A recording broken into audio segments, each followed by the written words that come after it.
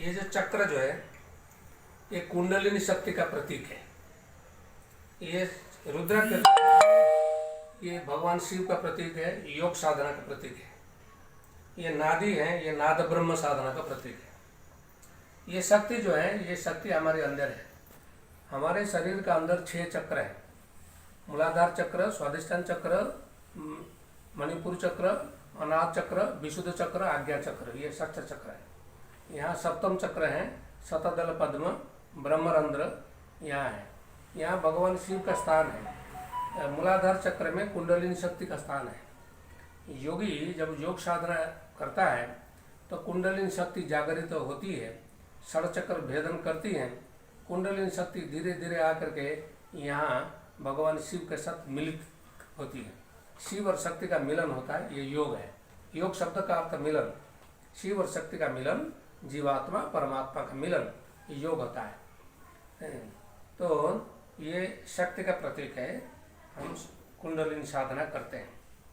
ये होता है शैव धर्म का प्रतीक या योग धर्म का प्रतीक। योग साधना हम करते हैं। हमारे संप्रदाय का नाम योगी संप्रदाय है, नाथ संप्रदाय है। योगी क्यों? हमारे पूर्व पुरुष सब योगी थे, तपस्वी थे, साधक थे, साधना करके सिद्धि लाभ किए थे। हम लोग उसी के परंपरा में आते हैं, इसीलिए हमको योगी बोलता है। योगी तो यहाँ कोई बोलते से कोई बोलता है योगी तरह कोई छोटा मोटा ये होगा। ये योगी छोटा जात का नहीं है, ये सबसे श्रेष्ठ है, ब्राह्मण का गुरु है। आगम संहिता एक शास्त्र है, आगम संहिता। आगम संहिता में उल्लेख है नाम योगी पंच विप्रा, योग योगी सहस्रांश, नाम योगी पंच विप्रा। एक योगी नाम मात्र योगी, योग साधना नहीं करता है, ठीक है। एक नाम मात्र योगी पंच विप्रा, 5 ब्राह्मण के साथ समान है। योग योगी सहस्रांश, जो योग साधना करता है जो योगी, वो सहस्र ब्राह्मण के साथ समान है। तो योगी ऐसे श्रेष्ठ है, ब्राह्मण से श्रेष्ठ है। योगी ब्राह्मण का गुरु है। कई प्रमाण है मेरे पास। मैं तो दीक्षा देता हूँ, धर्म प्रचार करता हूँ। मेरे शिष्य केवल नाथ नहीं है, मेरा शिष्य कायस्थ भी है, राजपूत भी है, ब्राह्मण भी है, दीक्षा लेते हैं मेरे से। हमारे योगी आदित्यनाथ जी, ये तो नाथ जाति का नहीं है ना, आप लोग जानते हैं। ये तो राजपूत है, ठाकुर है, लेकिन दीक्षा दिया नाथ धर्म में। और उनका जितने शिष्य है, गोरखनाथ जी शिष्य गोरखनाथ मंदिर में आते हैं। कोई ब्राह्मण है, कोई वैश्य है, कोई क्षत्रिय, विभिन्न जाति के लोग गोरखनाथ को मानते हैं। मैं कश्मीर में देखा कुछ लोग अन्य कास्ट के लोग, वो उनका कुल देवता गोरखनाथ है। महाराष्ट्र में मैं गया था, पूना में एक जगह, पूना में अभी भी वो आदमी है, एक इंजीनियर है, उनका नाम हरदास। हरदास सेंट्रल गवर्नमेंट में सर्विस करता था।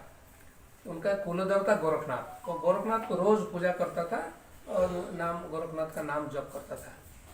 तो ऐसे कुछ गोरखनाथ उनको स्वप्न में दर्शन दिया, कुछ आशीर्वाद दिया। वो सर्विस छोड़ करके हरिद्वार चला गया। हरिद्वार में 21 दिन तपस्या किया, गोरखनाथ जी को ध्यान किया।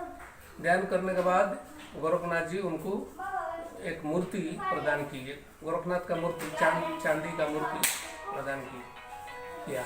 वो चांदी मूर्ति लेकर के आया, अपना घर में मंदिर स्थापन किया गोरखनाथ जी का।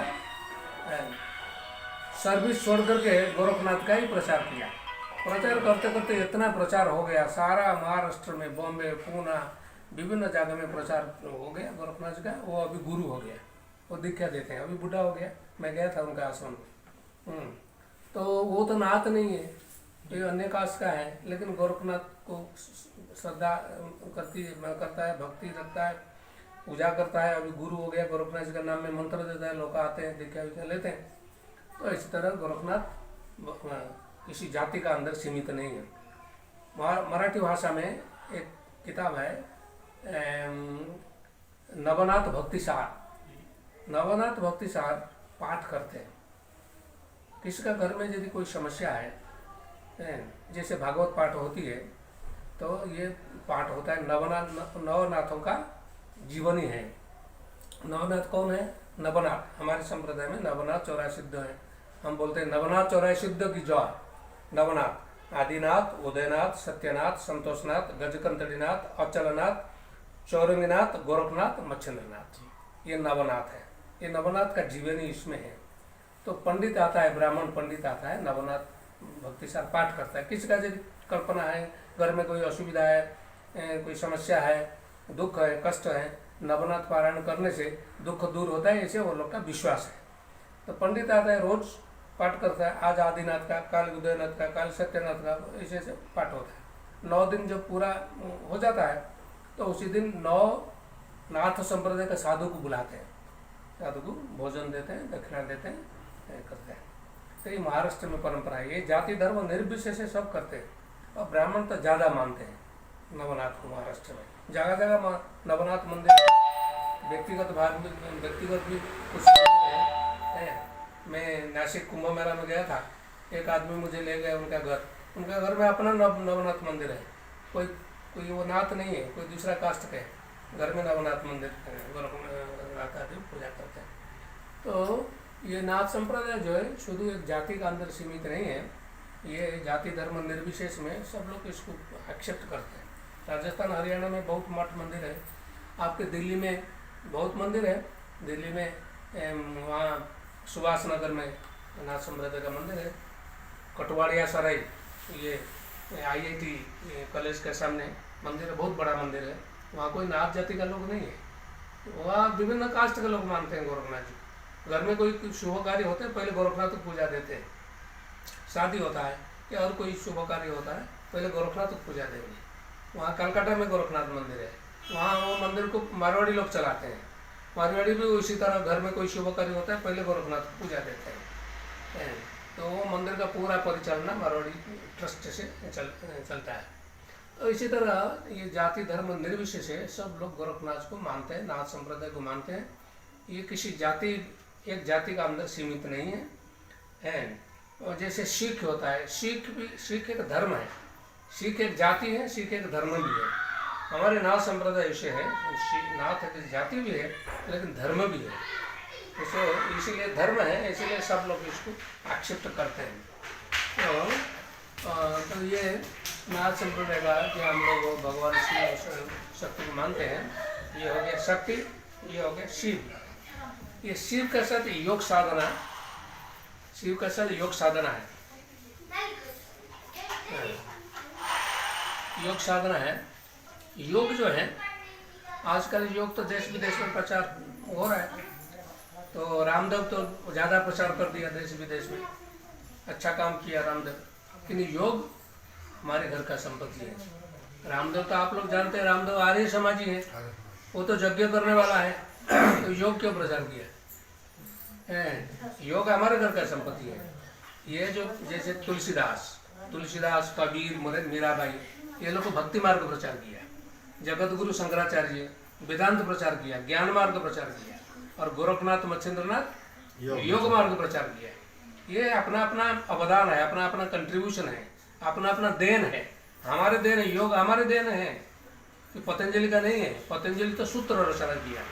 पतंजलि योग में 84 आसन है, भुजंगासन, सलवासन, धनुरासन, मयूरासन, पद्मासन, सिद्धासन, स्वस्तिकासन इत्यादि इत्यादि। इसमें 2 आसन है, एक गोरक्षासन, एक मच्छिंद्रासन।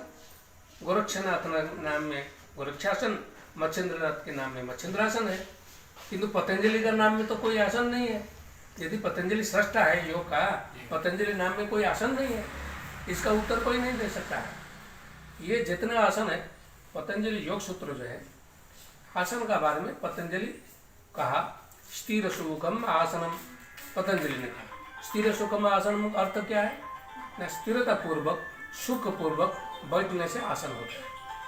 किंतु कैसे बैठना है, कैसे बैठना है, इसका टेक्निक क्या है, इसका बेनिफिट क्या है, पतंजलि कुछ नहीं कहा। गोरखनाथ पूरा 84 आसन का आविष्कार किया और 84 आसन का एक्सप्लेनेशन दिया, इसको कैसे करना है, इसका पद्धति क्या है, इसका बेनिफिट, उपकारिता, फायदा क्या है। तो गोरखनाथ जी ने और आसन से रोग बीमार दूर होता है, गोरखनाथ जी ने कहा, पतंजलि नहीं कहा। गोरखनाथ जी ने कहा आसनेन रुजुहन्ति, रुजु मीन्स रोग, आसन से रोग दूर होता है। पतंजलि कभी नहीं कहा रोग दूर होता है। प्राणायाम युक्त है ना, सर्वरोग क्षय भवेत्, प्राणायाम करने से सब रोग दूर हो जाता है। एका श्वासस्य काशस्य शीर कर्ण आखि वेदना क्षय कुष्ठ बुधावर्त गुणम जीर्ण पुरोगमा टीका श्वास काश शीर कर्ण आखि वेदना क्षय रोग कुष्ठ रोग इत्यादि विभिन्न रोग प्राणायाम द्वारा दूर हो जाता है। पतंजलि में ये नहीं है, ये हठ योग में है जिसका सृष्टा महायोगी गोरखनाथ जी हैं। तो ये गोरखनाथ ये जितने योग सिखाते हैं, केवल रामदेव नहीं है, अभी तो अनेक योग गुरु हैं, जितने योग गुरु सिखाते हैं योगासन प्राणायाम ये सब गोरखनाथ का योग सिखाते हैं, लेकिन बोलते हैं पतंजलि पतंजलि, गोरखनाथ का नाम कोई नहीं लेता है। गोरखनाथ जी के जो 84 आसन है उनकी कोई बुक है, कोई बुक है?